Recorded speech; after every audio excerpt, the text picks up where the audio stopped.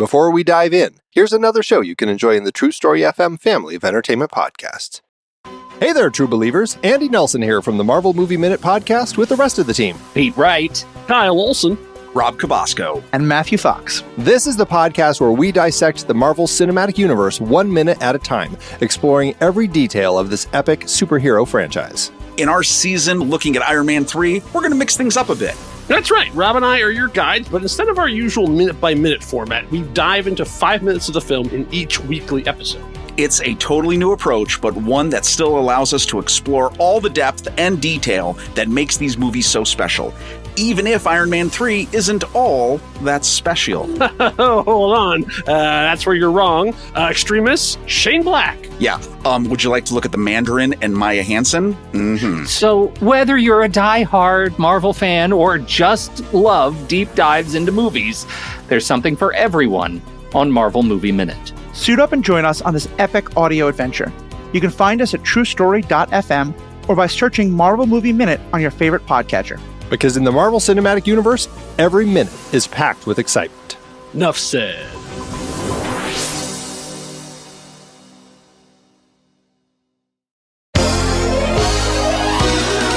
Okay, now for the lightning round. I'm so good at lightning rounds. That's from Friends. It's my favorite show. 20 seconds on the clock starts now. Who is the captain of the USS Enterprise? Oh, crap. Is it, Captain Stubing? No, Morgan? Crunch? Next question. Which superhero is Tony Stark? Stark. Did Game of Thrones have superheroes? I only watched 2 episodes. What planet were Luke and Leia born on? Planet Fitness? Oh, time's up. Sorry. And now, a word from our sponsor. Hey everybody, Mandy Kaplan here. Please check out my podcast, Make Me a Nerd, where each week an incredible guest tries to baptize this mainstream mom into the world of sci-fi, fantasy, and all things nerdy. Available wherever you podcast. That's our show, folks. Wait, I just thought of it. Padme Amidala gave birth to her twins Luke and Leia on Polis Massa. No, that's dumb. Is it Planet Hollywood?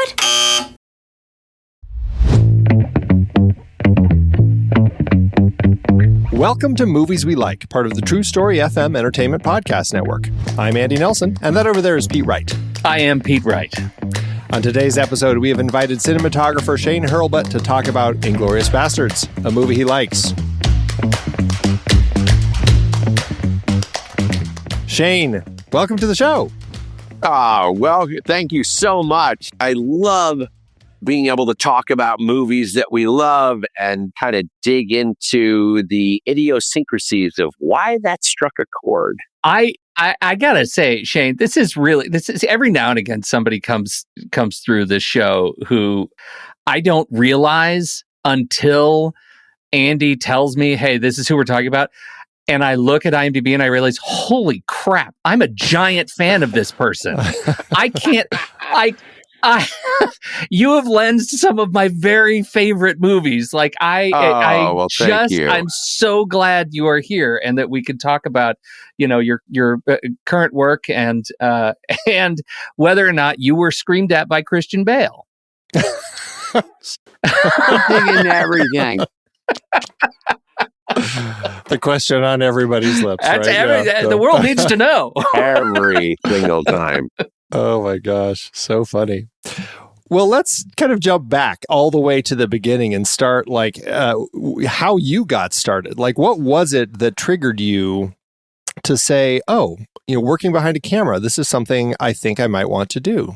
Oh my God. So, you know how you have those kind of light bulbs that go off or that aha moment that literally changes the whole trajectory of your career? Well, that's what I had. I went to Emerson College, and going back even further than that, I grew up on a farm in upstate New York. My dad and I were the sole employees of the farm. He also was a professor's assistant at Cornell University, so he kind of farmed after he got done at work.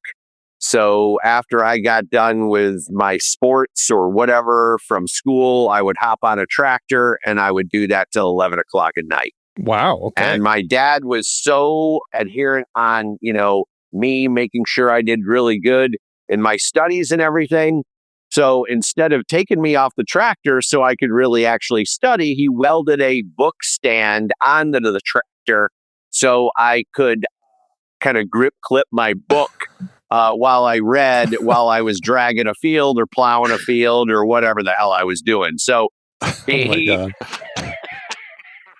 so that's how I kind of grew up. The work ethic was kind of, I wouldn't say beaten into me, but it was definitely something that was, you worked your ass off.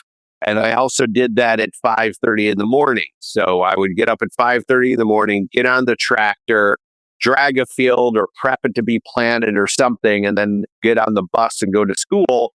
And this was my life from like 12 years old to 18. So you can imagine that I was driving tractors at 12. I was driving trucks, cars, no matter what. And that's where in the country was this? Where are you? Ithaca, New York. Oh, okay. All right. Tractors in Ithaca. All right. Yeah. So I went to film school at Emerson. Excellent school, Boston. Yeah, excellent school. Absolutely loved it.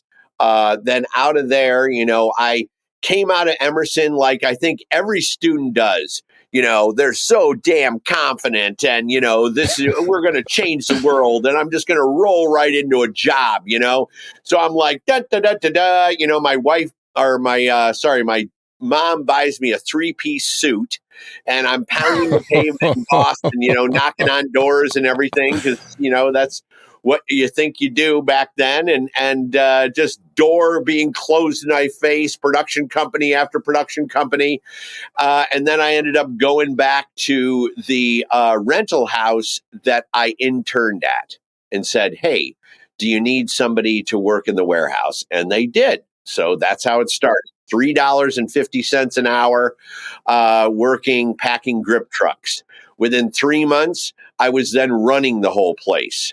Within another 3 months, I was also like the marketing rep, so I was doing all the orders, arranging all the drivers, prepping all the packages, music videos, commercials, all that stuff. And then I started going out and driving the 10-ton trucks. So when I finally decided to come to Los Angeles, my fiance at the time, I played with her every Sunday because her dad brought my great grandmother communion at our home. So at 4 and 5 years old, we already hooked up. And by 9th grade, we were dating and then we never stopped. So it was fantastic. Yeah, just an amazing kind of, those things just don't happen anymore, right? That's a great story. It's fantastic. So she got a full ride because she went to Simmons and she came out as an RN and Children's Hospital gave us, an apartment to stay in. They gave her a full moving allowance, everything. So she was basically the breadwinner for the first 2 or 3 years, well, probably 4 years. While I was trying to make it in Hollywood. And what are you trying to do? Like you're just still knocking on doors in LA or what's that look like? So when I got to LA, I immediately went and started back at the bottom all over again. At the point when I left Boston, I was doing really well. I had gotten a home on VFW Parkway, just a nice area of Boston. I was, driving in every day to work. I was freelancing. It was good. But what I realized is the only way I was going to move up in the freelance world in Boston is if the guy or the girl above me died. Yeah. Right? That's one of those tough elements, yeah. You hate to just wish that on people all the time. You just hate carrying that baggage around. Yes, of course. So I was like, all right, I'm coming out to Hollywood and I'm going to make it my own. So we go out there, we camp all the way across with a Ford Ranger pickup truck and a U-Haul. Nice. A scooter and a tent. Did you know at this point, are you trying to make it behind the camera? Like, is that do you know already? Like, what are you trying to do? All I know is that I really loved grip and electric work. So I come to Hollywood. I get a job at Keylight. This thing was, they had been there since the 70s, and they were the largest rental house in America at the time. So I started there. And I went from Boston at $3.50 an hour.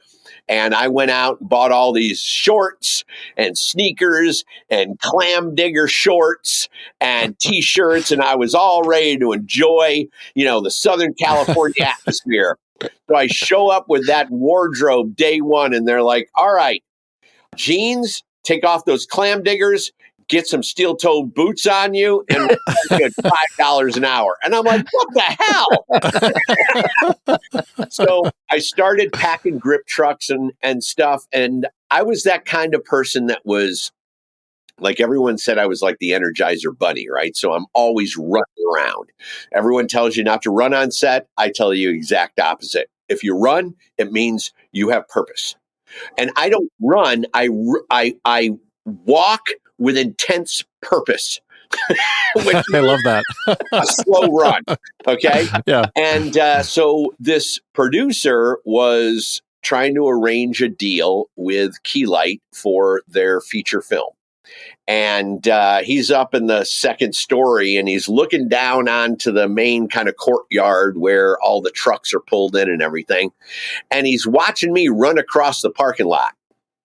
And the guy goes, who the hell is that guy? What's wrong with that guy? He goes, this is this crazy guy from Boston. He's come here and he just runs circles around everyone. We just can't give him enough work. And he goes, well, can he drive a truck? And I said, yeah, he drove 10 tons and 40 footers on his farm. And I saw his class 1 license. So sure enough, that guy, Roberto, comes down to me. And he said, would you like to work on this movie? And I was like, what is it? And he goes, Phantasm 2. And I go, oh, for the love of everything. Are you kidding me? My God. Yeah. He goes, all right. So here's what it is. This is the dates. This is the thing. Here's the rates. $350, 6-day week, 18-hour days. I think I was making like $2.20 an hour. But Phantasm 2, it's worth every penny. So this is I finally are going to answer the question to your question. Do you know what? I'll wait. I'm doing fine. Yeah, this is great. On the set of Phantasm 2. And obviously they have this ball, this mirror ball, and that flies through the air and it sticks into people's heads, and then a drill comes out and drills their brains out, right? Yeah. As you do. So the producer had hired this special effects guy that came in, and he's going to fly the balls, right? So he's got this piano line, and he's got his ball, and he's got this kind of, it almost looked like some really bad, cheesy spring load system, right? And so we got the camera and we're all set up and we roll it, 120 frames per second or whatever. And we're rolling in reverse. So it, goes past us or does everything. Yeah. And he fires it. And the thing goes. we got to describe what you're doing. It's like a spiral action. It's like a sad corkscrew. Well, it goes, and then by the time it gets to the middle of the line, it just slowly does kind of vibrates to a stop. It comes to a stop, as the cradle of the weight of it, because he can't stretch the line so tight. And we're like, okay, let's go again. Roll camera. So sad. Cut, and we're like burning all this film. And I go up to the producer and I said, I pitched in college ball. And he goes, well, how does that help me? And I said, well, if you want it to come around the corner, I'm a righty, so I can make it come around that corner. That's a curveball. If you want to come around that corner, well, that's a rising fastball, and it's like, I'll throw this damn thing and we'll get the shot. So we fire the special effects guy. So you're You threw the phantasm ball, Shane? I just start chucking these things. I'm like, all right, they want to come around that corner. So I like wind up and then throw a curveball, and that damn thing goes right around the corner. And they're like, whoa, right? And the DP comes up to me and they're like, oh my God. I'm like, yeah, that was a real good one. Let's do that again. And of course, I go for the rising fastball and I release it a little too early, and the fucking thing just shatters off the wall, you know? And they go, you know, those things are $180 a piece. And I'm like, hey, you know, just like any pitcher, they throw it in the dirt every once in a while. So I'm like doing these things and they're shattering off walls and everything. But we got 4 or 5, and those are the ones that are in the film. oh man. Going by camera, right? So I started to, you know, immediately start to have a bond with the producer and everything. And so one of the Key Grip's name, what the hell was his name?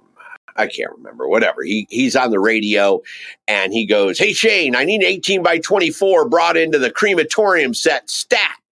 Right. So I'm on the truck and I grab the flag and I'm running through and this was all in Chatsworth. We took over like this huge warehouse in Chatsworth that we built the crematorium, built all the specific rooms where they go in the mortuary and everything.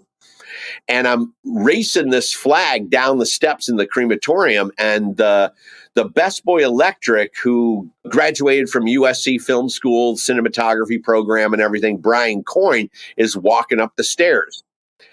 And he stops me and he goes, "Would you be scared?" And I go, "Brian, what the hell are you talking about?" He goes, "Look at the crematorium set," because we were on the stairs. He goes, "Every nook and cranny is lit. There's no shadow." Boom. Right like that. Everything I looked at was light. And I went from a grip truck driver in 1988 to shooting Come As You Are for Nirvana in 1991. So it was literally a rocket ship. Right? It's like, finally, I saw it. You saw the light. When I jumped into narrative work, I didn't even see that. It was the craziest thing. I couldn't see, when I read a script, I couldn't visualize it. Okay. So the first 5 or 6 films, which were some of my best work, I really didn't understand how to read emotion, how to read into the character, how to, you know, design camera emotion and lighting emotion and all these things that now I've kind of mastered and figured all out. But in the beginning, I just saw it as words on a page. Then I read The Perfect Storm and Shadow of the Wind. And those 2 books were a catalyst to finally having me put the words to visual. And once that happened, it was like I was off to the races in the feature world. So it's like what had catapulted me to the music video and commercial world was just trying really crazy stuff. And I was like a wacky photochemist, right? I was always doing weird things, you know, like I shot the Smashing Pumpkins Cherub Rock in Mount Tamalpais up in San Francisco, shot it on Super 8, 50 ASA at night in the forest. And then we set it up where we would roll for 10 seconds and then start the song. So then I took all that film, I created a lab in my bathtub, and I would crank it up to 10 seconds in, and then I'd listen to the song, and I was developing it to the song and the music. When the guitar solo would come in, I'd slow down so it'd blow out and overexpose. Then I'd whip it back in, and then it would underexpose and come back out. So it was like the whole music video was like a living and breathing process that I, you know, was able to process all the film to the song, right?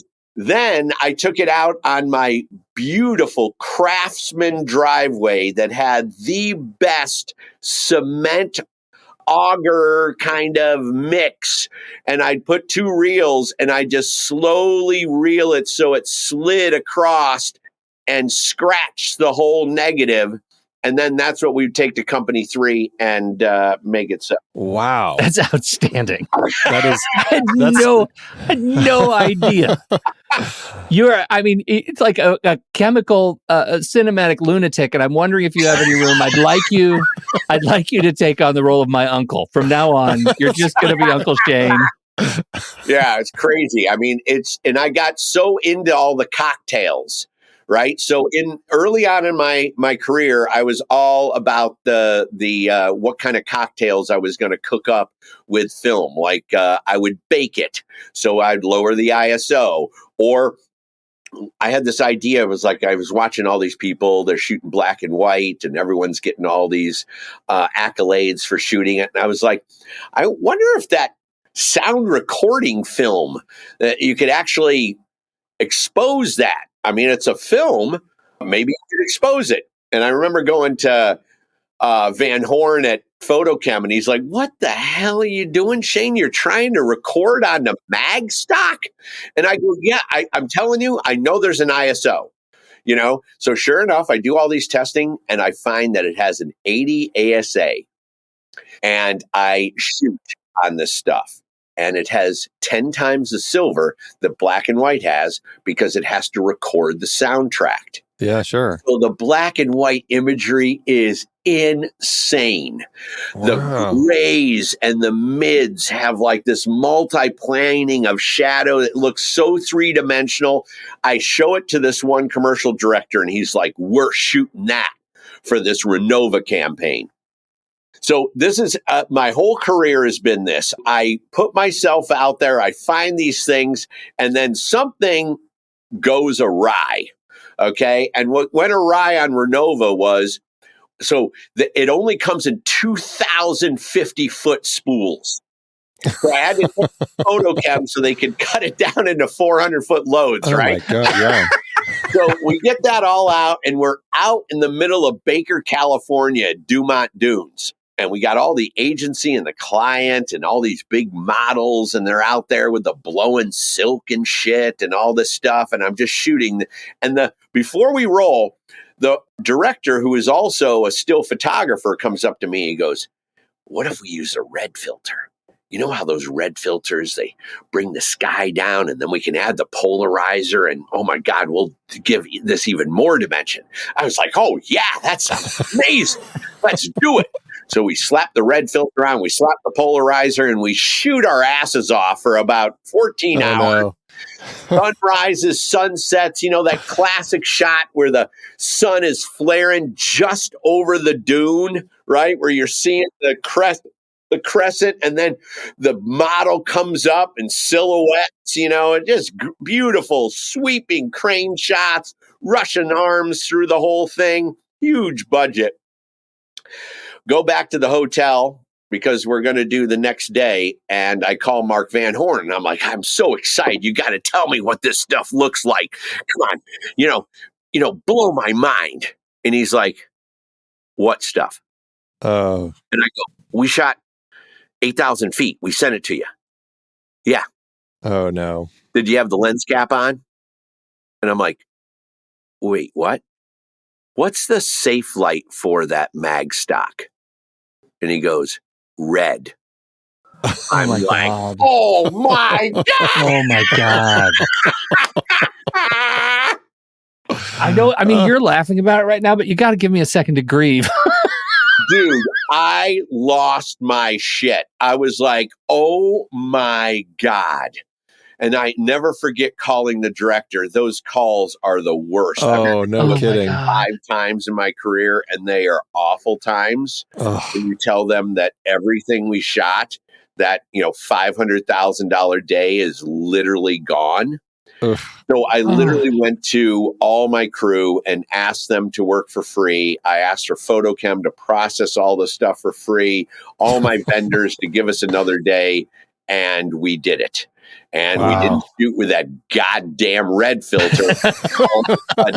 The footage was unbelievable, and then everyone was super happy. Yeah. So it had an amazing end, But this is how I've done my whole career. I'm that kind of person that's fearless. I'll jump off the fucking plane without a goddamn parachute. Yeah, just a little bit of stress in there. Well, I know somehow I'm going to figure out a way to parachute down. No way. I'll grab a hold of somebody. Yeah, you'll figure it out. Well, and what's so interesting is like there's such a level of like art that you're just an experimentation in the science of actual cinematography and film and like playing with the stocks and everything.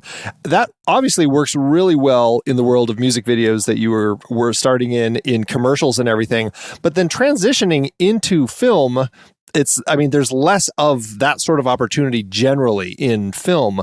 So how did you still find ways to experiment and explore as you started jumping into films and making movies? Well, so again, there was just like that aha moment, that light bulb happened that catapulted me to start shooting. I had the same exact thing happen to me in narrative. So I'm shooting a music video for Donna Summer. Okay. And she happens to be singing the song for the main needle drop in Daylight with Stallone. Sylvester Stallone. Yeah. Right. Rob Cohen was the director on that. And he sent his production staff down to make sure that Donna Summer was all taken care of. You know, Rob Cohen is an amazing filmmaker. He's very into making sure everyone's taken care of, and he dots the I's, crosses the T's. I learned so much from this man. So he brought his staff down, and then all of a sudden I get this weird call like a week later. And they said that Rob Cohen would like to meet you, and he wants you to interview for shooting the HBO movie, The Rat Pack. And I was like, whoa. Okay. So I went to Universal Studios where he had his whole offices, his whole production arm. It was a beautiful cluster near the Alfred Hitchcock bungalows at Universal, and went in there and had a conversation with him and walked out of there. He hired me to shoot it. One of the things that I had to do was he said, we need to go to the Universal or the HBO Black Tower in Century City, and you're going to need to, because I want you, but HBO is not convinced that they want you. They've never heard of you. You're some crazy, music video shooter. Yeah. And how could you ever do anything that was narrative? So I think I'm going in to just meet the head of production for movies, and all of a sudden I'm put in a room with 6 executives, and they just start firing questions at me. And it was really crazy questions. And I mean, good, thoughtful questions that really kind of, I got to one point because the questions got so kind of over the top that I just said, I go, you know what? I just want to cut to the chase here. I understand that this is an absolute amazing opportunity for me, and I am going to bring the rain. I'm going to use all my contacts in commercials, all my vendors. I'm going to put together the most amazing crew. I am going to give you 180% on this thing if you want to hire me. If you don't, I'm going to go back to commercials.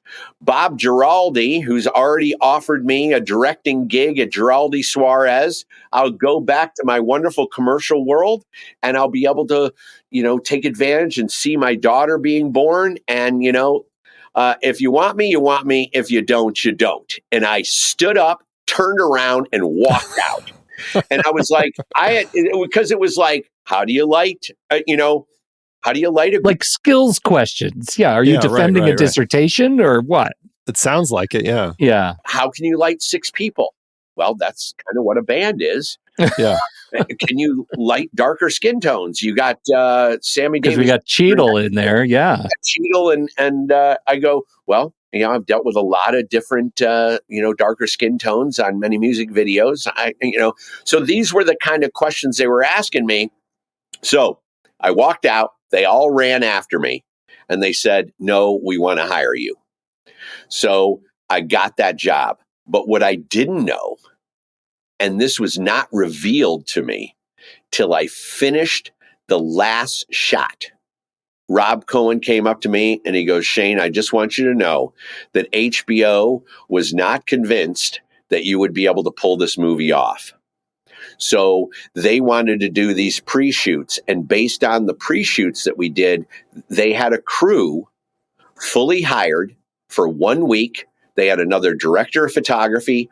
They were paying another director of photography and a whole crew on standby if I failed.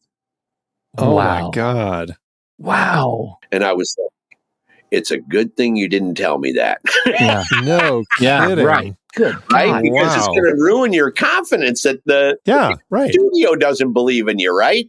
So by the second day of the pre-shoot, the HBO exec came in and told everyone that they had discovered me.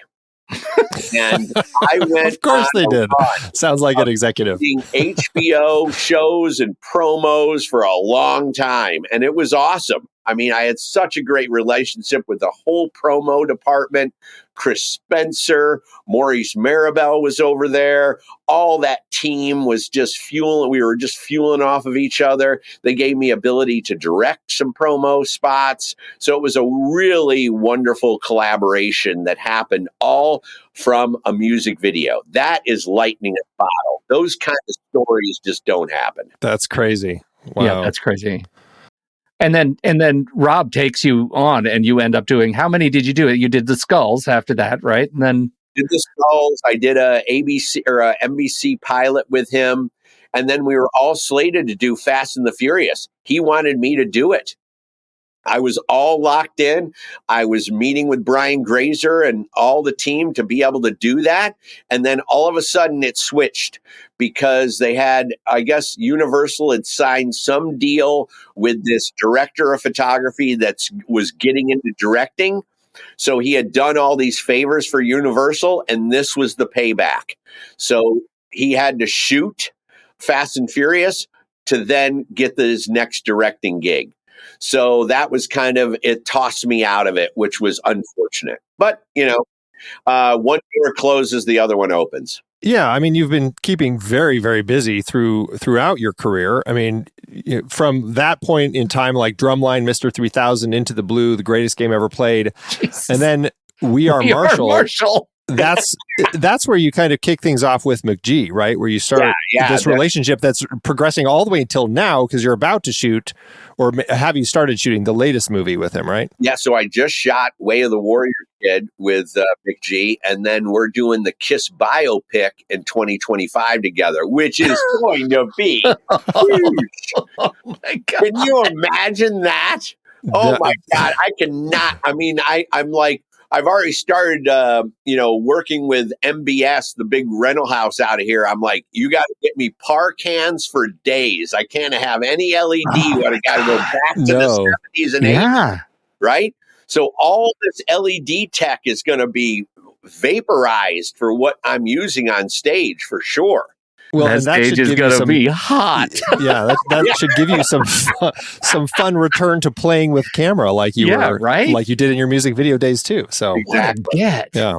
Talk a little bit about like the working relationships with directors. I mean, you've there are a number of different directors you've worked with a number of times in your career. McG is one of them, and just the working relationship, developing that language that you're going to share with that director over the course of a number of different projects. And obviously every project has its own style, its own look and everything. But what's your process in jumping into a project with like McG, where you both have already a number of projects under your belt, but starting to figure out like, okay, what are we doing here that is going to be different from what we've done in the past? So McG is a very communicative director in the start of production, of kind of getting everyone making one movie instead of 99 movies.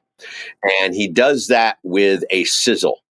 He takes the time to really go through the script, and he finds all these amazing moments in movies that you just like, I remember that. I remember that. I remember that. That's kind of McG's style. He takes something that say, remember the Miami Vice scene where they're going in the car and it played In the Air Tonight? And they're driving and it's Michael Mann and it's just the tire, it's just the hood, and then it's those overs where they're going to go and they got a big shootout that they're going to go to, and that song is playing through the Miami streets and everything. Well, he folds all that in and he goes, we're just going to do that again on this film, because what's going to happen is people are going to not necessarily know, was that from something, but they're going to feel that emotion, and that is his style. He pulls from these classic movies, so you relive that emotion and relive this emotion all over again. It's a very unique style, and that's what he's created as his kind of his look. That's the Mick G experience. So he does this sizzle, and you hold him to it. Like those moments that he is putting in that sizzle are moments that he wants on the screen. He wants this. So once I start to tell everyone that hasn't worked with Mick G before that this is our Bible as well as the script to really hone in the details and design, I just sit there and I watch that sizzle, 20 times, and I'm looking at the imagery and I'm looking how it feels and the pacing and the roller coaster and all that stuff.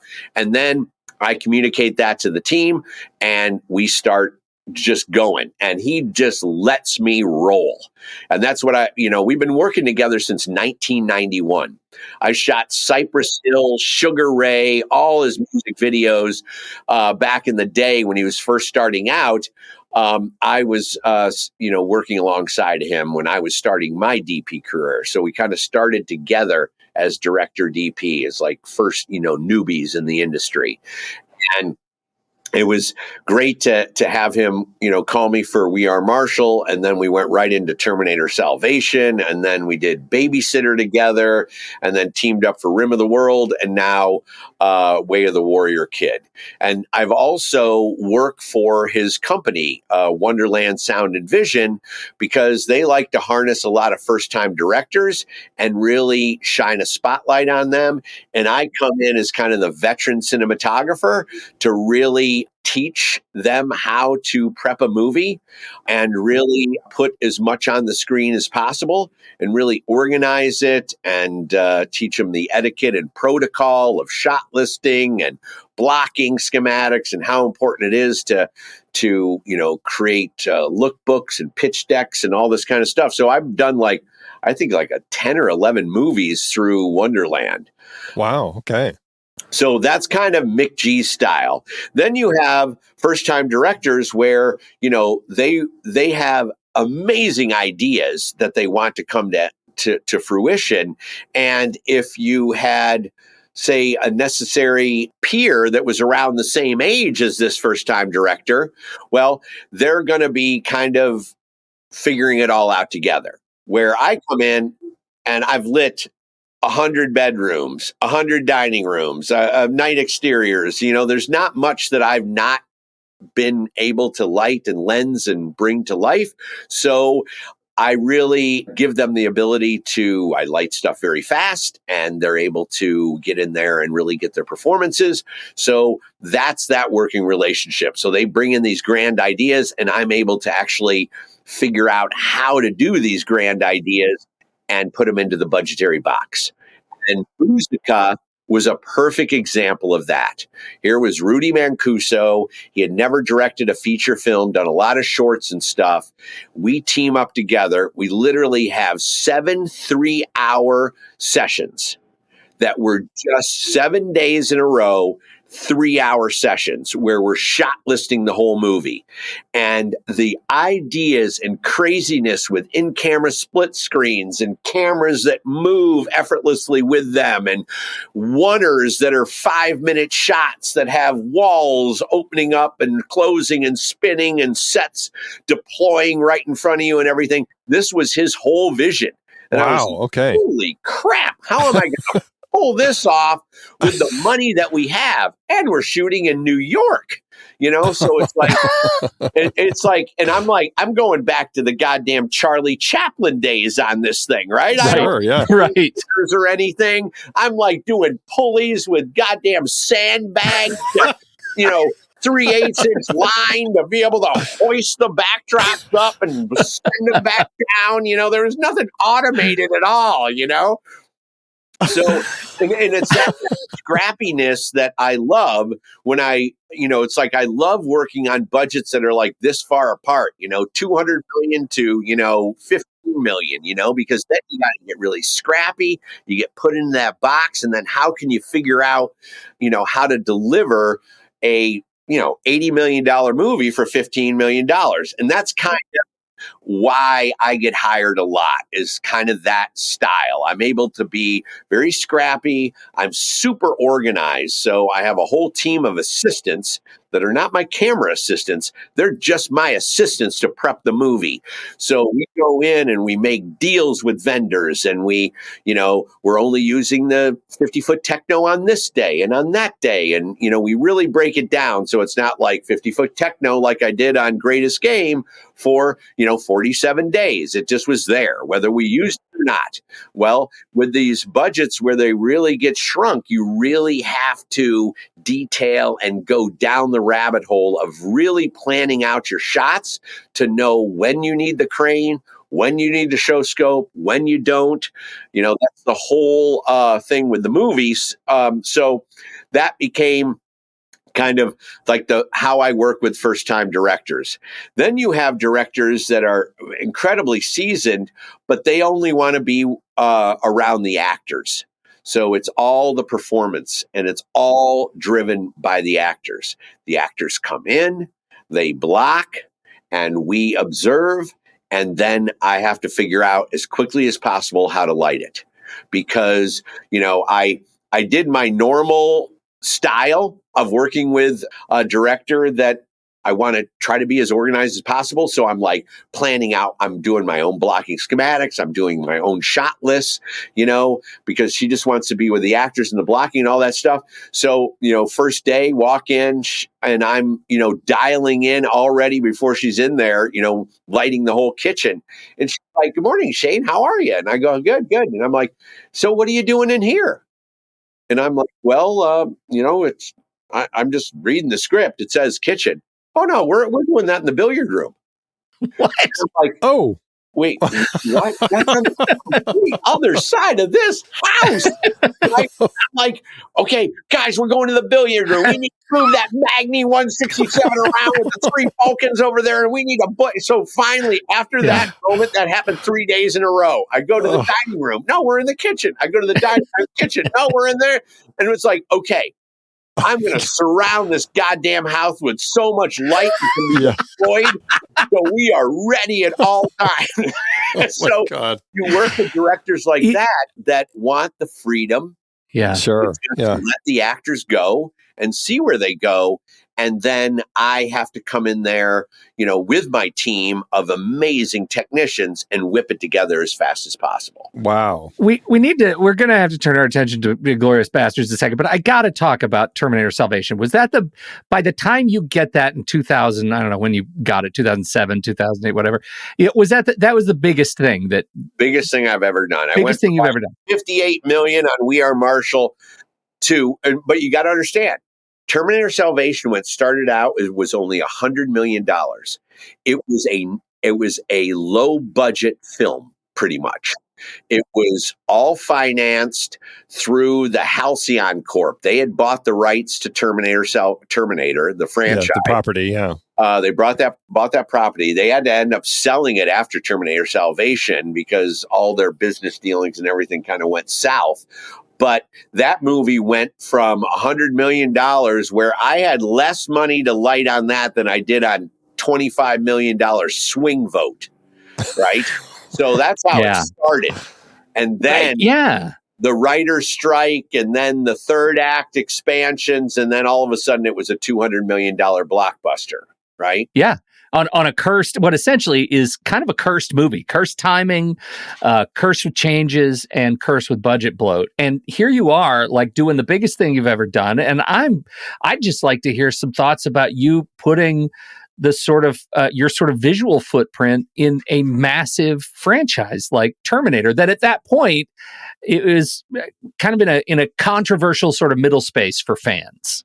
Absolutely. And, when I'll never forget the day, because Mick G is always, he's got his flair, right? So when he landed the Kiss biopic, he walked on set with the greatest Kiss jacket I've ever seen in my life. I'm like, oh, we got it? And he goes, yeah.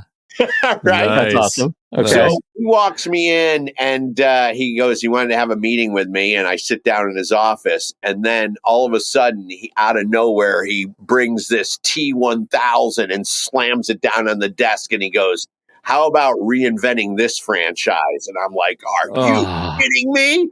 Wow. And so, when that came, he was like, Shane, you're so photochemically like a juggernaut and really figuring this out. I don't want to do this like all these other post-apocalyptic films. I want us to come up with a really unique look. I go, okay. I said, I did this weird music video for the Rolling Stones. And I did this, what Mike Zachariah and I came up with. It was called the Oz process.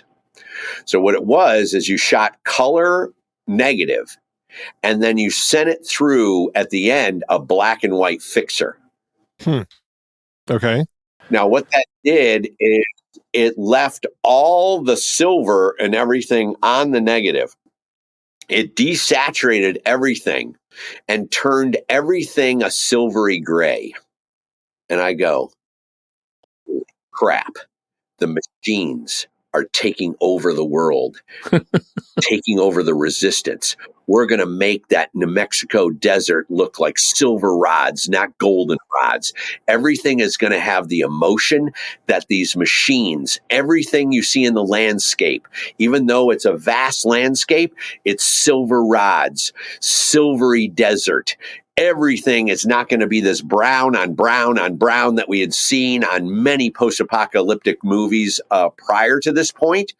And then what I did is we did all those tests. I shot with the Primos, shot at 52, 40, 45, I think at the time. So it was a low 50 ASA stock. I did all the day exteriors, all the day interiors I lit with that same stock, 50 ASA. And then obviously 500 ASA, I think 5298 for all of the stuff for night exteriors and everything. But what it did was red was the only color that would show through. So are you kidding me? Silver and then red. The red, through the red of the red eyes, Terminator of the eyes, the red of his armband, like exactly. So now when we go through this process, I take it to Stefan Sonnefeld at Comedy 3. Love this man. He's such an incredible artist. And we sit down and he sees this footage. And he goes, Shane, this is some of the coolest looking footage I've ever seen. But for us to be able to handle the whole movie, let me take this as the example and let me build this process digitally so we can have the freedom to bring the skin back, because the resistance has to feel alive. Human. And I'm like, absolutely. They have to have humanity. Right? The machines have to be silvery and metal and titanium and steel, but we got to have that skin tone. So he mimicked it beautifully. And I thought, out of all my work, The Greatest Game and Terminator Salvation are two of my favorites, where I designed looks that were very specific to the emotion of the story, right? Terminator with the silvery and the red shining through and the way that was filmed. I wanted the whole earth to be on fire. So it was always smoking and smoldering. And the practical fire that we get, the explosions have a really interesting contrast that you don't see in very many places. I don't think I would had seen much like it until maybe Fury Road, which was doing some really incredible things again. Other take on it, where he went, instead of silver, he went to the orange side. Went orange, and skies, and more of that. Yeah, but as soon as things explode, you get the vibrance. It's almost like HDR adjacent vibrance to the blacks in the smoke and the darkness of the shadow. It's pretty cool, man. The look of that movie holds up in spite of how fans feel about it as a Terminator movie. But damn, it holds up. Yeah. And what I love about what you just said is, like, I have so much more appreciation now for the look period, because I mean, I think you start thinking, especially post 2000, the DI process, they can kind of do whatever they want with all the colors and everything. But what you're describing is how much time really goes into thinking about the specifics of what you want it to look like. And then you and the team, like, working through all of the different things to actually find a way to do that. And yes, it ended up being through the digital intermediate process, but because of all the work that you came up with, playing around with all these film stocks and everything. Yeah, exactly. That's fascinating. That was kind of our brick and mortar, right? That was the foundation of that look. And then Stefan could just riff off of it. And the skies were so cool. Steely blue, right? It's like it was muted, but you still had that depth, and the clouds and the machine. I mean, it was so much fun to shoot. And I always try to make myself as uncomfortable as possible on everything I do. That's how you create. Pushing yourself. Yeah. Absolutely. Like you go into something, you're not too sure if it's going to work. And I kind of have this fearless kind of mindset where I just jump in and figure it out. I mean, Act of Valor was a perfect example of that. I mean, I was told by every ASC member that I was literally insane that I could shoot a movie that went to 9,000 screens in America and abroad, and then put in 12 IMAX theaters on a Canon 5D Mark II still camera, right? So it's like, think about the goddamn uncomfortableness of that shit. It's like I had to literally spearhead and engineer a whole platform, right? You couldn't just take the still camera there. We got to have focus. We got to have motors. We got to have all this stuff that nobody ever figured out, And I'm like, oh my God. And then I'm like, what if I take this thing and I create a Panavision mount and put that thing on there? And then on a Canon 5D Mark. I can put 12-to-1s on there. I can put all these lenses on the back of this 5D. I'm putting the head there, and the camera is just floating on the back of the lens. And the head is for the lens, not the camera, right? So it was like a complete reinvention of how you even think.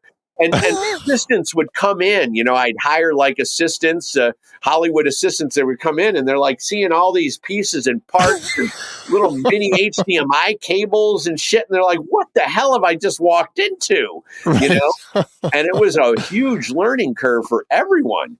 But this is kind of what I think, that's what fires up my creativity to really push the boundaries of cinematography and really take it in directions that people not necessarily would have gone.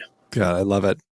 Well, speaking of pushing bounds, let's shift gears and let's start talking about Tarantino, somebody who certainly pushes bounds and does tells stories in unique ways, makes really fascinating films, and we're going to talk about Inglourious Basterds. 10 hot! Eyes forward!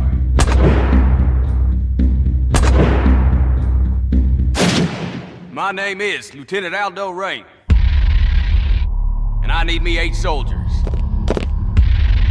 We're gonna be dropped into France dressed as civilians.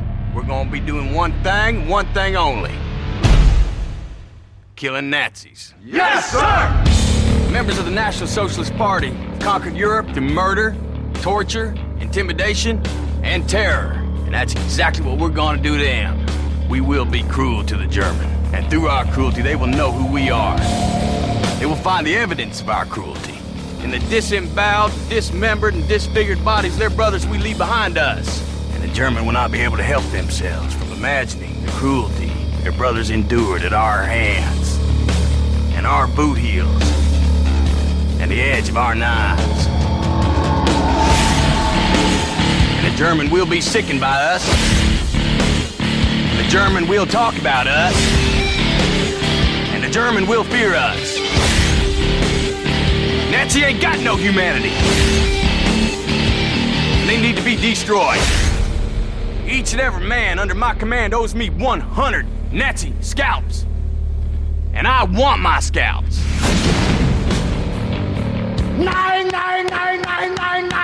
Sound good? Yes, sir! I mean, you sent us a fantastic list of films to pick from, and I don't know. I don't know. I think Pete and I might have just been in a Tarantino sort of mood, which is an easy mood to be in. But we're like, oh, let's do Inglourious There was no Basterds. question. There was just no question. Like, oh yeah, there we go. What is it about this film that stands out for you? I want to clear the air with this. When I go to watch a movie, I go to watch a movie to watch a movie. I'm not sitting there overanalyzing the lighting and saying, oh my God, I couldn't believe he did this or she did that or whatever.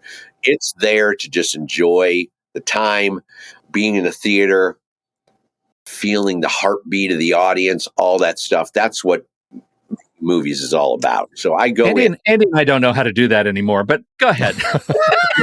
I'll go back a second time and watch it, and then I'll overanalyze the shit out of it. Sure. First time, I really want to experience it. What was so compelling on this movie was the first scene. The first scene, Tarantino was able to create a level of tension that few directors have ever been able to accomplish. And that is his genius, right?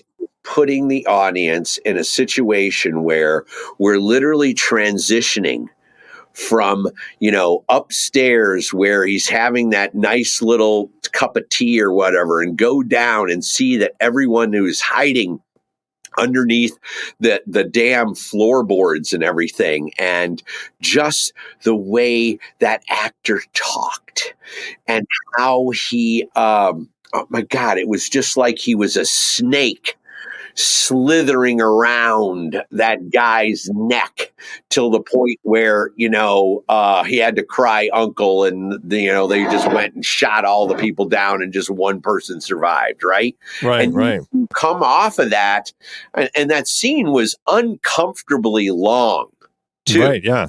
Right. And a lot of people said to me, well, why do you like this movie? The whole beginning is boring. I'm like, what are you talking about? The tension, the building. This is his, how he sets the tone.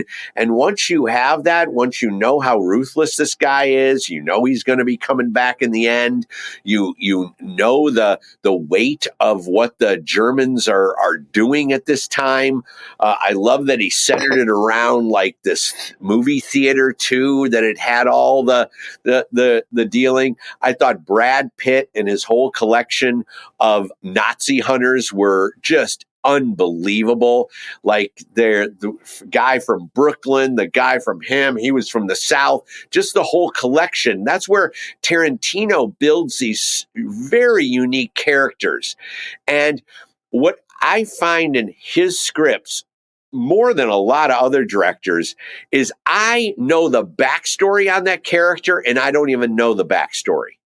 That's how well he does it, right? You already know Brad Pitt, where he was from, how he was raised, all this stuff, just by him coming on screen, using his accent, the way he dresses, all those things add up to, my God, I know this dude's backstory, and Tarantino hasn't even told it to me. He's exactly. told it to us in very subtle ways, but so beautifully done that you absolutely know and feel it. Down to the rope burn around his neck. Yes, Totally. exactly. One of there are two bits of backstory that he reveals in, I think, really interesting ways, because you're absolutely right. Most of the characters that we get to know, we don't really get to know them through any sort of Book of the Vampire. But Daniel Bruhl, we get through other people speaking unsubtitled German to him in a way that lets us, through only body language, understand that he is famous, which I think is lovely. And Hugo Stiglitz, who has a completely different backstory reveal because he's so gloriously violent. And that becomes the thing that makes it important and different for us to get a backstory. He's like the only one that we get a backstory on. Yeah, got the Samuel L. Jackson narration and everything. Right. And we do that, and he does that with those really quick cut shit.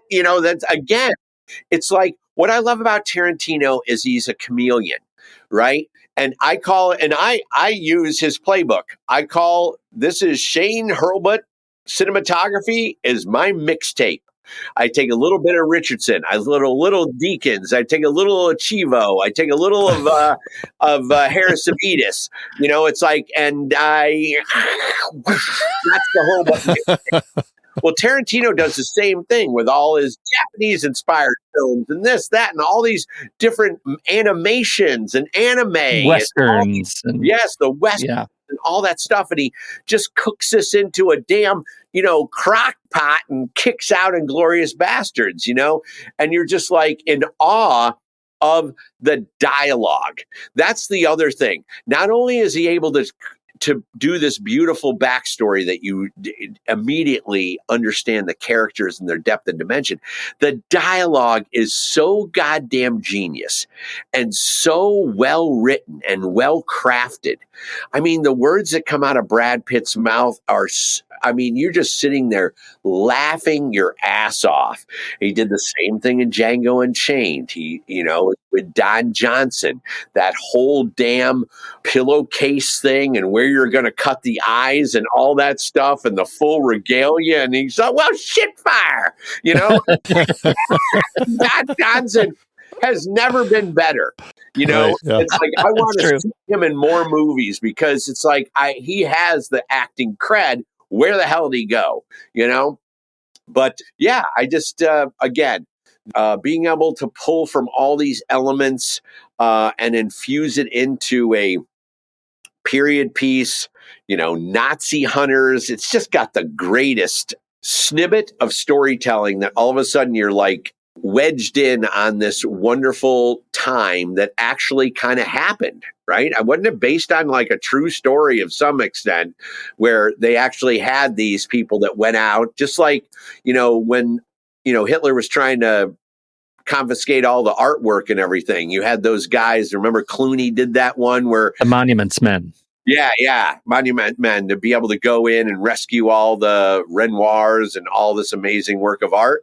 So just that whole kind of, I just love those kind of period pieces and taking that all in. Well, and he also plays with music a lot, which I think is fantastic. And like bringing in a wide variety of tracks that he's pulled from all sorts of other films, just like you were talking about all the things that he pulls and shakes in his box from all these different films. Same thing with the music. And then we get David Bowie. Yeah, David Bowie pops in. It's like, that is so anachronistic, but it emotionally, it fits so perfectly as we're watching Shoshana there standing by the window. Like, well, it's like a Butch Cassidy play, right? Raindrops keep falling on my head. It just feels weird and also perfect. Yes, exactly. Yeah. And you always know that there's going to be some kind of massive, brutal killing at the end where blood's going to be flying to the left, to the right, center, hitting the ceiling. It's always awesome. There's always some incredible, third act. To the point where he even calls out Mexican standoffs in the bar, right? They actually call it out. That was a thing. Like you were talking about the incredible building of pressure in that opening sequence, but there are 4 or 5 scenes in this movie that do the same thing. That sequence in the bar when Jude Law gives up his 3 Michael Fassbender, you mean? Or Michael Fassbender. Aren't they the same guy? I think they're the same guy. You guys don't know. Whatever. The 3 or 3 bit that gives it away. That sequence where they find it's it's suffocatingly long. No, right? exactly. It's incredible. And when he comes back around at the end and tries to make all these dipshits speak Italian in the theater thing, like that could not, like I would have had to just leave watching the movie in my own home. I was so tense at that sequence. It's incredible. Brad Pitt with his southern accent trying to do Italian. So good. It plays so well. He's got tension. He's got suspense. He's got drama. And then you're also laughing your ass off through the whole thing, too. Yeah. Because everything is so absurd. It's like, everything is just extra. You know, it's not 10, it's 11. You know, it's just turned up a little. So okay, so you're watching this though. Let's say you've now watched it as a fan. When you watch it and you're pulling it apart as the camera guy, what is the stuff in this movie? Like, are there specific sequences that you look at and you think, okay, that's expert to a level that I feel like I need to shout from the rooftops? Yeah, I mean, I think that Bob Richardson is probably my favorite cameraman out of all the people. Okay. And the main reason is because he and I he was like 5 or 8 years ahead of me in the music video shooting kind of era. But a lot of the stuff that he was doing was kind of like what I really, because I was following him, you know, I was looking at his work and seeing what he was doing. And I remember seeing JFK and Born on the 4th of July and started to see that amazing layering of Super 8 and 16 and all the cross-processing and everything that he was doing to the negative and how he was, and it was kind of like what I was excited about too. So it's like he is a crafter of different stocks and lenses, and the way he lights is ballsy as shit. And I really like that. It's like, would you think about even Inglourious Basterds? Where the hell is that light coming from?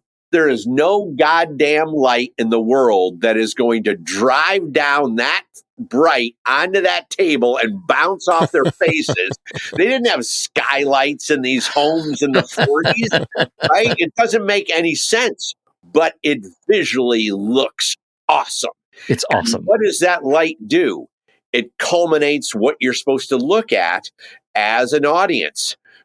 That's the table. We don't need to worry about the windows and the doors and the shit around the peripheral. It's like this conversation. And then we transition through the cobwebs and the floorboards and down into the underbelly of the crawl space, right? And then back up. And it's just, I love what he did on, what was that Killers thing that he did with... that Richardson did? Yeah, Richardson did. It was something with Stone, with Oliver Stone. Oh, God, Natural Born Killers. God. Yeah, Natural Born Killers. Yeah. And his surreal worlds that he put them in when they were in the car and all that thing. It wasn't really driving and all. I mean, this is, I love that artistry, right? And that's what really gravitated towards him. It's like you got Richardson, you got Deakins, then you got Deakins, and then you throw in Jesse James. I think of all his work, it is the best he's ever done. That and No Country, right? And there's just a style and an effortless feeling to the visuals that are just so perfect. The silhouettes, the calmness of the camera, all these things, right? So I like to really, observe their work. And when I saw Inglourious Basterds, I saw, okay, this is Richardson coming in. He's what I loved very much is think about how beautiful the red curtains looked in that theater and how important red was. Right. And Tarantino is grinding down on that. This is the Nazi regime. We got to match that red. These things got to be with her dress. Yes, exactly. I remember a conversation where he talked about, I wanted you to put your hands on the image when you touch the curtain and you can drip red from your fingers. And I'll remember saying the same thing. It's like, okay, that's a great analogy, Bob. When I had an interview with Drumline, I go, everyone's like, boy, when I saw Drumline, I'd never seen color like this before. It's like they popped off the screen. And I said, yeah, I did this process with shooting an inner negative, then an inner positive, then an inner negative. And once you do that, when you get all those reversals in, you're just making everything more colorful and more contrasty, right? Oh, okay. So it bakes in its color. So then I wanted you to feel when A&T came out there, I wanted you to touch the screen and you had gold and blue on your fingers, and that was kind of the analogy that I stole from Bob Richardson, because this was how that really felt. And it was, again, a huge story point to work into the emotion, the lighting emotion, the camera emotion, where, the camera just feels so static and you're like, why are we here for all this time? And then you start to slowly move down and you're like, oh God. And then you reveal and you're like, and then the tension is just, I look to always try to, when I'm trying to do really tense scenes, I always go back and watch a lot of Tarantino movies because he has that kind of incredible tension. Look at, that Hollywood movie, what was the hell? Once Upon a Time in Hollywood, yeah. Think of the tension that goes into that final act sequence, right?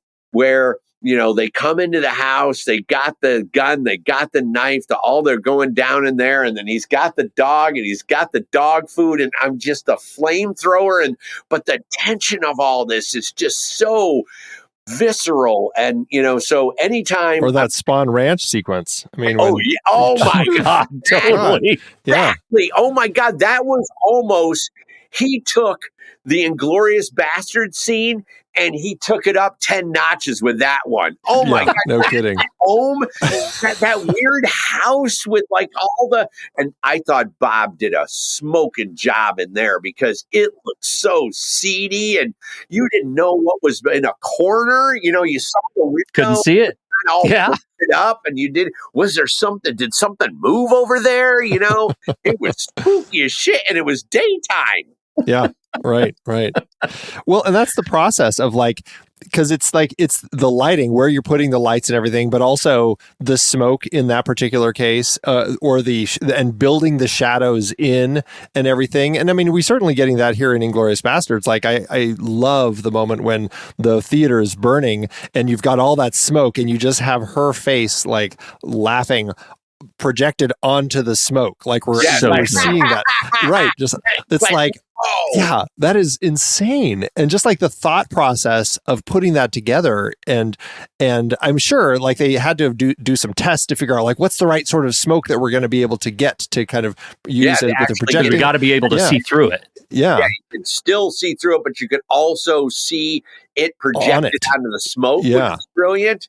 I mean, that's just, a lot of Tarantino and Richardson. I mean, they work so well together. They've done so many movies together. And, it's like, I think that any good director, when they find that cinematographer that just, you don't even have to say anything and we just start doing it. And that's very much like the relationship I have with McG. Also with Gabriele Muccino. I did Fathers and Daughters with him and Casa Tutta Bene. He's a director that I just love telling his stories because they're all based on drama, and he really enables you to move the camera. He loves moving camera. He doesn't like a lot of coverage. He really loves to just let the actors act, and it doesn't have to be in a close-up and an extreme close-up. It could be in a 50-50, and that's fine. It's like it's a more of a European style to directing. And, when I'm kind of shaping myself as a cinematographer, I don't want to just work with, directors that are American. I worked with a Chinese director on Into the Badlands, and he taught me so much about action and how to shoot it. I worked with Suzanne Bier on Perfect Couple. Well, she's Danish and she has a whole different view. It's very dogma the way she likes to do her films and stuff. And then I worked with Gabrielli, the Italian side of it all. And, you just see all the different directing styles, and you just try to conform to and bring their style to life in a way that, you're communicating this to all the key players and trying to make it as beautiful and powerful emotionally as possible, Yeah, absolutely. I don't think you did this exactly, but it got me going back through. I'm Scrubbing the Babysitter, one of my very favorite horror comedies. I'm not kidding you. It's so fun. Freaking love that movie, Shane. It's so good. It's like we shot that in 20 days. Oh my god! Incredible. We were all at Warner Ranch. Now they bulldozed it and put 10 more studios there. It was the best ranch to shoot on in all of Hollywood. It was done by working production designers and cinematographers that built the grid, like where the streets are. They built it to the perfect light. They built all the homes so they were oversized inside, but you lens them correctly. All the box beams have outlets in them so you can plug in your lights right into the ceiling. The doors, because you know how difficult it is to shoot doors, right? In the door, there's always, you can't get light anywhere. They put transom on the left and right side, so I'm actually able to light. It's like all this stuff, all these fine details. So we were there for 19 days, and we did 1 day on location at the Speedway. The thing that's interesting about it is, and you could tell as you talk about how the houses are built there, that you move the camera in ways that don't feel like you should be able to move the camera. And there are some reveals of moving from in his bedroom to out and down the stairwell that feels so Tarantino Richardson, right? Like that, you could just feel that flavor, and it works so well. I have to know, whose idea was it to put the camera on the bottle for the spin the bottle game? There you go, man. This is why you're such a player. This is why you're Uncle Shane. That was so good. It's good. It's like those are the kind of things where I'm such a tweaker, a guy that's always like trying to take even as a director of photography, I pan over and you can see my DP card over there, right? Right? So it's like that thing I've, rigged to the max. I'm in there with screw guns and drilling new things in it and rigging everything, so it's like, I love that kind of, stuff. So I got a cheesy Lazy Susan, from Amazon, and put that there and got a 12 millimeter lens so you could see the bottle in the foreground. We cut the bottle out so I could get just the neck of the bottle, enough, right? So we got the glass cutter and we cut the thing so I could sit it right down there. So I almost felt like I was the POV of the bottle over it. 100%. And it just worked like $1 million. And I lit that so everyone looked really cool in there. And then when those two girls kiss, oh my God. It's like, it feels like this is what's so great about the bottle shot. It's like the bottle is manifesting that kiss. Like the bottle's like, I know what I want. I'm a bottle and I know what's going to happen next. That's how good that shot is. Yeah. And then I remember when Mick G and I were talking about, the big stunt where he, gets the Camaro and he drives it through the house. I'm like, well, Mick G, we're just going to, he's going to hit that thing and go like this. He goes, no. Mick G, nothing is ever, like a normal thing, He goes, he's talking to the stunt driver and everything. He goes, I want this thing to spiral. And I'm like, who the hell would spiral off of that? You know, it's like this, but this is now, it took me so, and I think I'm dumb sometimes because it took me so long to understand Mick G's style, where I'd always say, Mick G, this is not realistic. There's no way he would hit that thing and it would spin like this and go into the house. You know, come on, let's be, and he goes, no, we're doing this. So now on all his movies, it's like, you want that? Absolutely. You know, Right. well, in this last movie, he's like, yeah, I want him jumping off. There's like this whole thing where he's got a moment with the child and he is trying to convince him to, you know, be fearless. And, you know, he's been bullied, this kid. And so he's trying to, you know, get him to jump off this bridge. So we went and scouted the bridge in San Diego. It was about a 20-foot drop. Well, that felt realistic to a 12-year-old kid could actually, you know, jump off there and survive and everything. No. Mick G, we go up to this bridge that is up Angeles Crest that's got a 400-foot drop and there's no water. And he's, I'll put water in there. Oh, I'll do this and manicure it and everything. And sure enough, you go to the visuals and you're like, holy shit. You know, but in realistic things, the guy would never take the kid there. He would never jump off of that thing. But this is the magic of Mick G. And this is where that element comes in. And, you know, that was kind of what Babysitter was all about. It was that turned up to 11, you know. She goes into, and he wanted this fireworks to be able to blow her up underneath the house. And then he wanted to blow himself out, and we smoked him all up. So he was all singed up. And then what was so good about this movie is he just survived that and he lands, and then there's the next guy that try and kill him, right? And there's that guy that Never no stops. shirt. Like, why does he not have a shirt on? Because he's Robbie Amell and he never wears a shirt. The dude doesn't own a shirt, Shane. Exactly. And then he's like, you know, about ready to strangle him, and he hears like this sound, and he goes over, and the guy's egging his house, you know, and he's like, well, you got to stand up to him, you know? And it's like, what? The dialogue, that's the Tarantino. This is the weird thing that makes all these movies work, is because you get the suspense, you get the thriller, you get the horror element, but then you're laughing your ass off the whole time that you're not scared to death. And that is really a great kind of mixture. I think that's what's so exciting, to find those sorts of directors who have that, who just kind of push these things. And Tarantino has been doing that really from jump.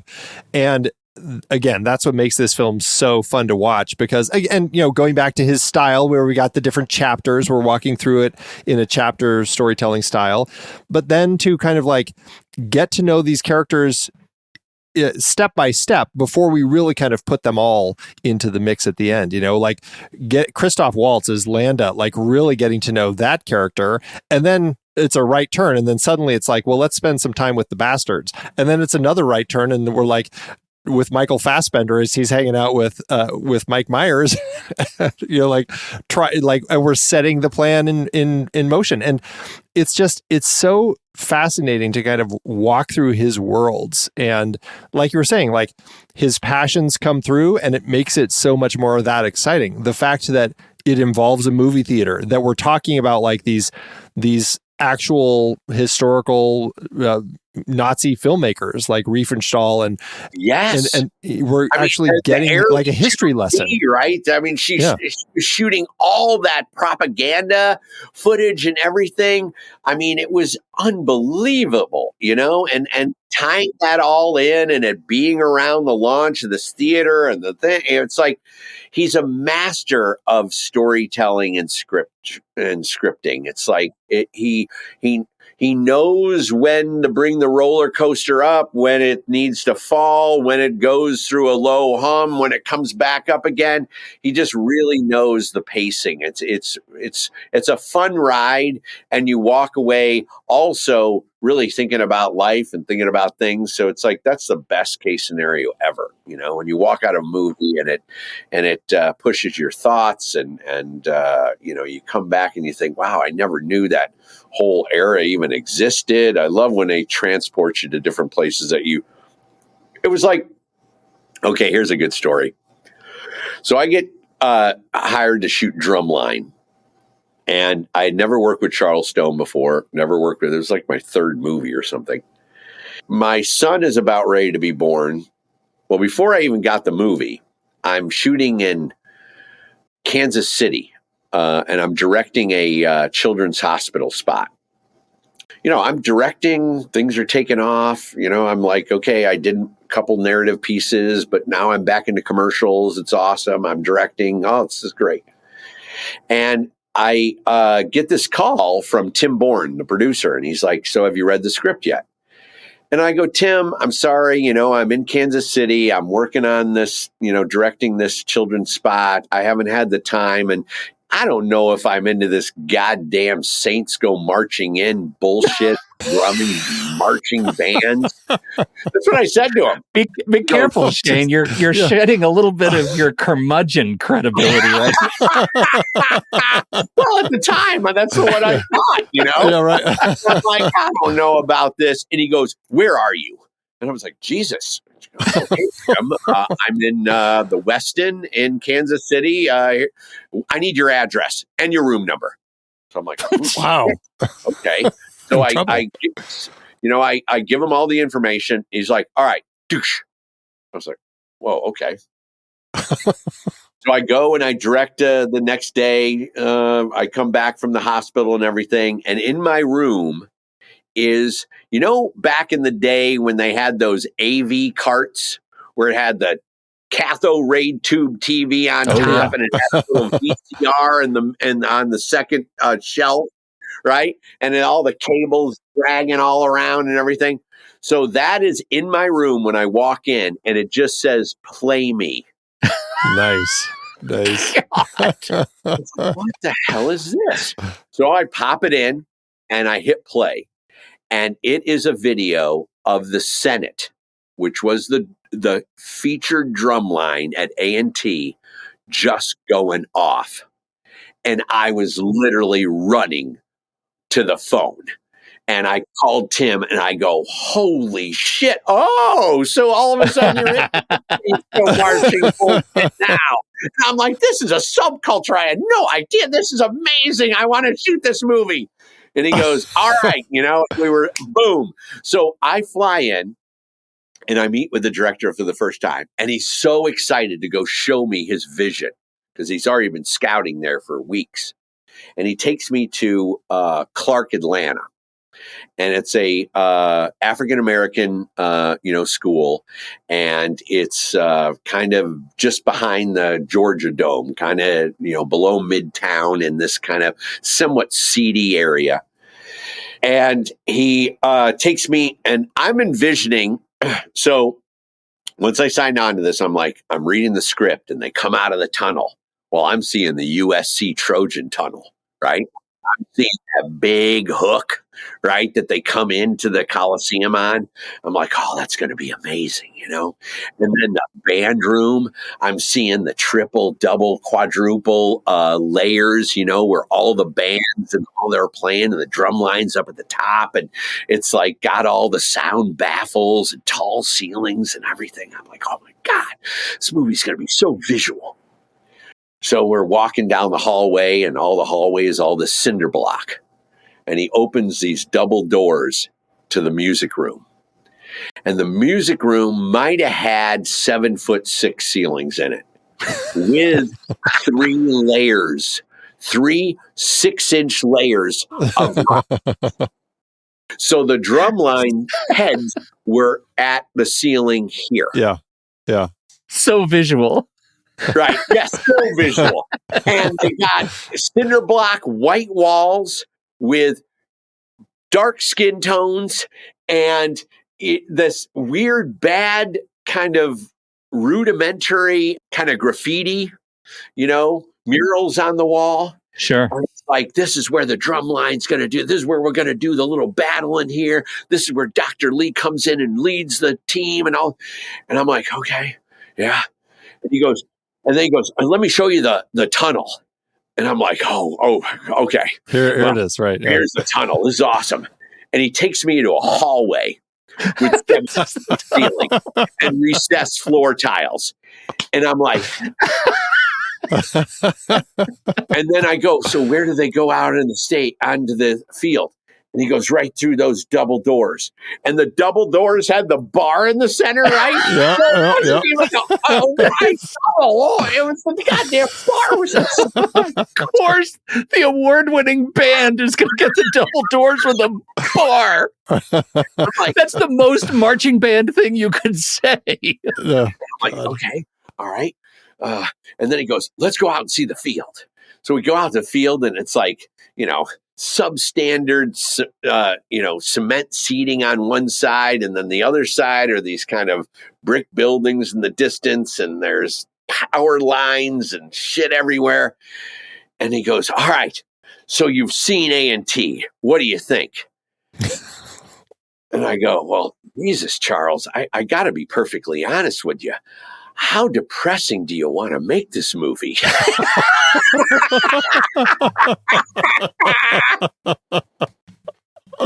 Oh my God. I want the punchline to that story to be Charles was punking you. Yeah, like right. showing you these tiny offices and like, isn't this dramatic? I know we've never met, but wait till you see this pus white room. Exactly. And trust me, that hallway, you cannot imagine what I was envisioning. I was envisioning those Trojans coming down there and their shadows on the wall. I'd put some big ass 18K down there and you see all the tuba shadows. I was envisioning all this in my head. And then it's a goddamn hallway that's like 4.5 feet wide with double doors and a bar in the center. So I'm like, holy shit, how am I going to make this exciting? Yeah. So I go to my gaffer and I go, all right, we're going to cut can lights and we're going to put them all the way down on the left and right side. So they do light, dark streaks. So you're going to have so when I see the band back there, they're going to have all that depth dimension, hot, dark, all the way down. And this was where, the big line of the movie, Dr. Lee comes around the cross, the corner, and he goes, halftime is game time, right? Well, holy crap. How can I make this exciting? I got false ceiling tiles, fluorescence lights, and they're supposed to go out and do this massive, halftime show. And I was like, ooh, I got an idea. So Charles goes, what do you got? I said, what if he comes around the corner and he goes, all right, band, one sound, right? And he walks past camera. And I go, and then all of a sudden, this stick is going to come up and bifurcate the frame. And then all of a sudden, you're going to see this. I remember it was a 21 mil 240, and that stick comes up perfectly center. And then all of a sudden, the other stick goes, cack, cack, cack. And then boom, they fucking come out like a goddamn, it was like a megaphone. And then all of a sudden I was like, holy crap, now I understand this tunnel. The sound that hit us was percussion, right? And everyone was putting nose plugs, earplugs, because they were bleeding out of their bleeding. They put earplugs in their ears because they're like, holy crap, that's so loud. I'm like, I gotta hear this every single time because it is the greatest sound I've ever heard, right? And sure enough, every time I rip the things, I'm on the camera, whoosh, cat, and I was like, boom. And these were the things that, once I understood the subculture. And Charles finally took me to the emotion of the scene of what this kid is going to go through and how and then I started to understand that subculture and understand what and how amazing these musicians are. And then I knew exactly what to do. But boy, that first scout day took a minute. Did it take a minute for me to regather myself? All I can Oh, my imagine is like God. the poor tuba players getting stuck in that damn doorway with the bar. Right. I finally told them, because what was weird is that was permanent, right? I go, how could you have put that? That's like, first off, probably a fire hazard or whatever. But all these huge stadiums were built for the 76 Olympics. So they didn't do any of the stuff that was, they said Throw it that up there as fast as they can. exactly. They said the cement was still drying on all these stadiums when the people were in them. That's how quickly they were pouring those cements in those Holy stadiums. cow. Right? Oh, my God. So I go, we have to cut that goddamn beam out of there. And sure enough, No I'll never kidding. forget the Grit comes in with his sawzall and he's like, knocking the thing out of there. I said, they got to go double wide out of there. I can't have them go single file. Yeah. Because No I had kidding. this sweeping crane shot where I wanted to start low and the drum line and the players come out and then I wrap up to a top down, Yeah. And so I wanted to come out not like a piss stream, but some volume out of that thing, Oh, my That God. is outstanding. That is an outstanding story. That movie had a lot of these aha moments for me as a cinematographer, right? Because, third, fourth movie, trying to figure it all out, trying to figure out the prep process, how to communicate with the director. There's a lot of things that I'm trying to, figure all out. We come to the last kind of 10, 15 days of the movie, and it's the Georgia Dome, and it's the big Southern classic at the end. Tim Bourne was big on this, and he was really good with it. We did it for Drumline. We also did it for Mr. 3000. We were able to do these promoted extras, and we were getting 36,000 people to show up. Wow. Nice. We got 36,000 on the first day and 24,000, I think, on the second day. And we gave away cars, we gave away TVs, everything to try and keep these people in the stand. Sure. Yeah. But by the time we, got everything that Charles wanted to get and the scope of it all and the spectacle of it, because if you don't take in all that, then the end has not as much meaning, right? You really got to show the performances of all the different bands and really show each one competing with each other, to tell that story and the weight of it all. Well, by the second day, we were very far behind, and they're like, Shane, we don't have extras for any of the drum battle. We don't have extras for any of this stuff. We've basically done what we can do. And I was like, what if we turn the lights off? Mm. And the producer goes, what are you talking about? I said, I'll put a 60 by 60 light box over center field. And I'm going to surround it with blacks. And I'm just going to nuke this beautiful soft top light down to the 50-yard line. I'll take some egg strobes that you can get super cheap. I'll put them all in the stands behind them. And those strobes just fire every once in a while like it's flash bulbs. Then you bring in the sound design of the crowd, the roar and everything. And now we've put all the focus on the musicians in this drum battle. And it's not about the dude with the fluorescent green shirt in the background. It's not about the person, going woohoo. It's just about the artists and their excellence. And Charles Stone goes, oh, we're doing that. Yeah. And that shot, like I'm looking at that shot which I think is part of that must have been that day of shooting where the bands walk together. You've got a camera low on the ground. To do it like the Revolutionary War, right? It's perfect. It's perfect. And you needed what, 20 people? There's like a cone of people that are in the stadiums right at that 50-yard line. But you got 20 people and you've just simulated 35,000. Yes, correct.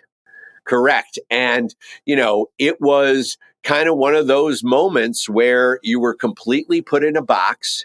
You were not able to do what is envisioned, what the script read. They play in front of this big stadium and all this kind of stuff. And, so you take that and then you break it down to the very essential storytelling beats. And that's what made that scene so powerful.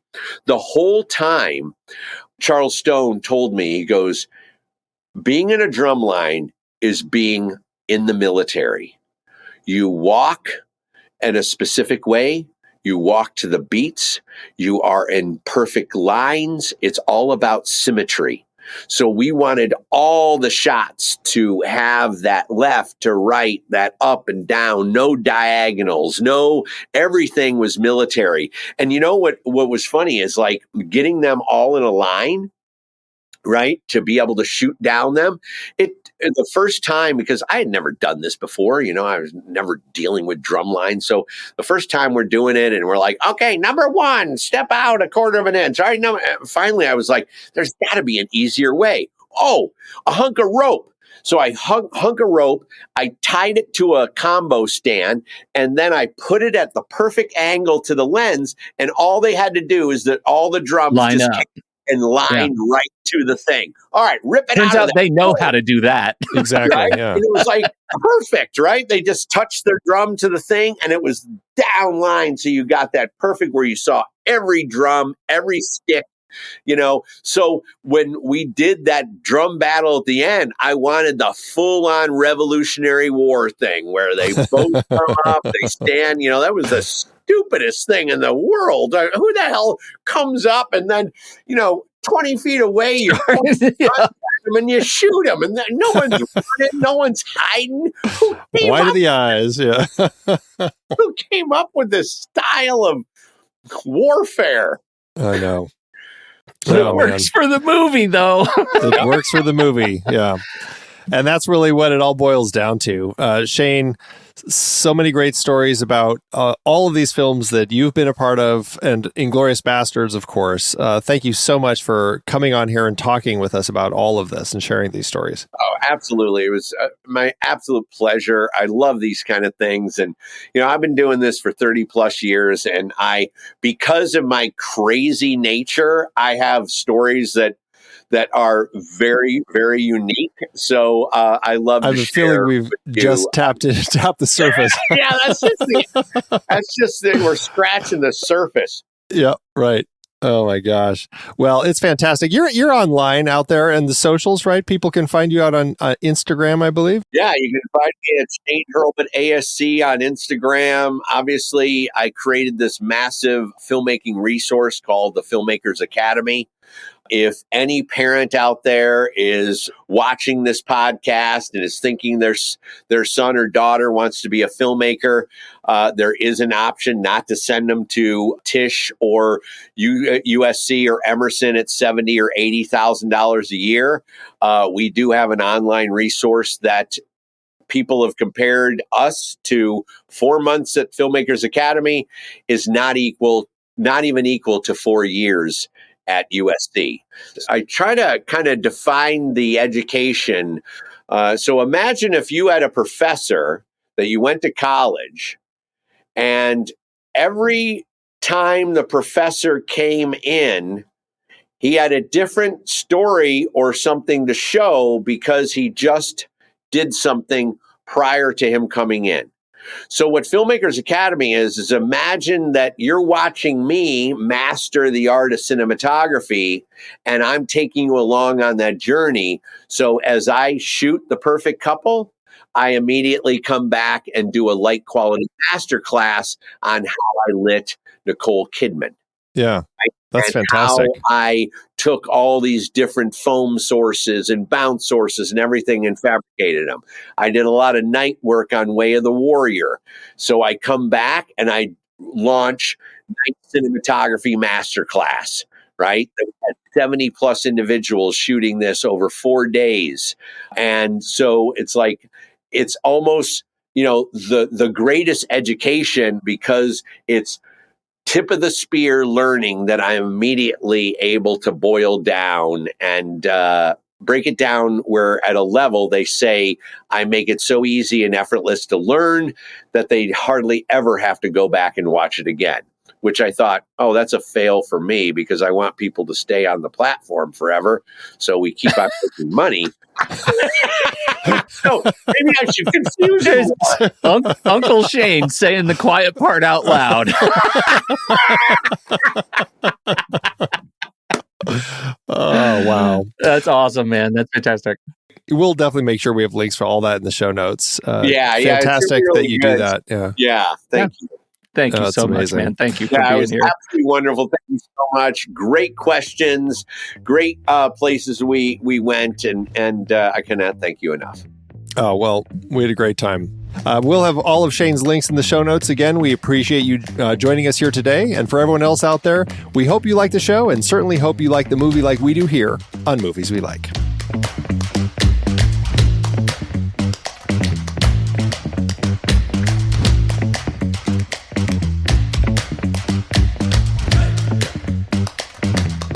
Movies We Like is a part of the True Story FM Entertainment Podcast Network and the Next Reel family of film podcasts. The music is Chonk Clap by Out of Flux. Find the show at truestory.fm and follow us on Facebook, Twitter, Instagram, Threads, and Letterboxd at The Next Reel.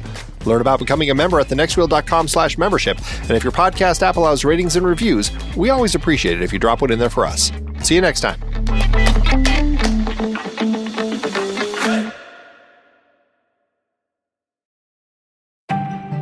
Hey, Pete, have you ever been fascinated by the allure of secret societies throughout history? Are you kidding me right now, Andy? I live for this stuff. From the Freemasons to the Illuminati, I am obsessed with these clandestine groups.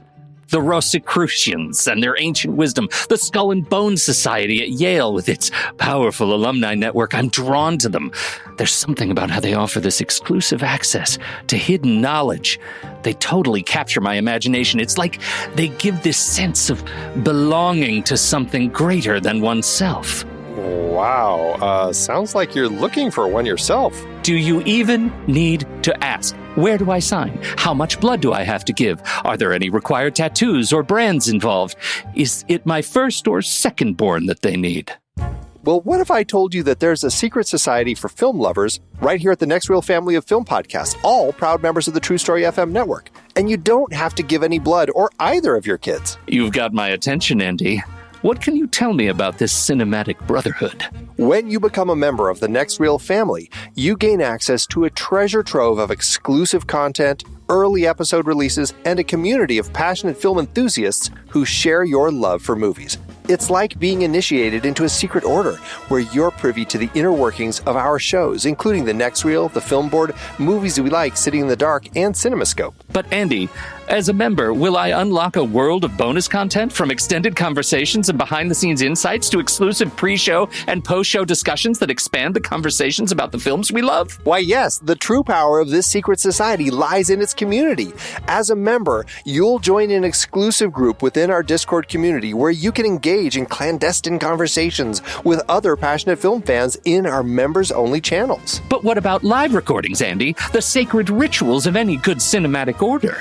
Will these episodes be scheduled in advance so that members like me will know when to gather around the virtual pyre in real time via YouTube? Ah, yes. Perhaps the greatest secret of all is that by becoming a member, you're not just investing in your own entertainment, you're also supporting the tireless work of our independent creators and helping to keep the magic of cinema alive and well. So if you're ready to join this elite group of film lovers and unlock the secrets of cinema, head over to truestory.fm/join. For just $5 a month or $55 a year, you will gain access to a world of exclusive content, engaging discussions, and a community that shares your passion for movies. Head to truestory.fm/join to sign up. Andy, I can't wait for you to welcome me into the inner circle of the Next Reel family of film podcasts.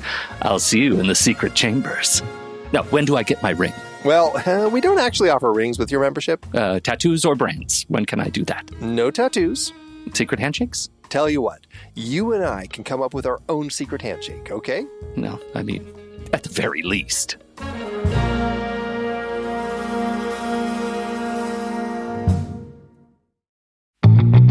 We have discussed so many fantastic movies on The Next Reel over the years. And Pete, I've got to say, I've been itching to revisit The Bank Job lately. Talk about a great heist film that we've talked about. Totally. And Under the Cherry Moon, too, right? But hold up. Before you hit that rental button, check out The Next Reel's new watch page. It's your one-stop shop for Apple and Amazon links to all the movies featured in our current season. We're even filling in the gaps from past seasons along the way. Wow, how convenient. So we can easily watch the movies that we rave about on the show using those links? Absolutely. Plus, by using those links to rent or purchase movies, Apple and Amazon show us a little bit of love, which allows you to support the show with minimal effort. Talk about a win-win. That's right. Head over to thenextreel.com/watch to pick out your next movie and start watching today.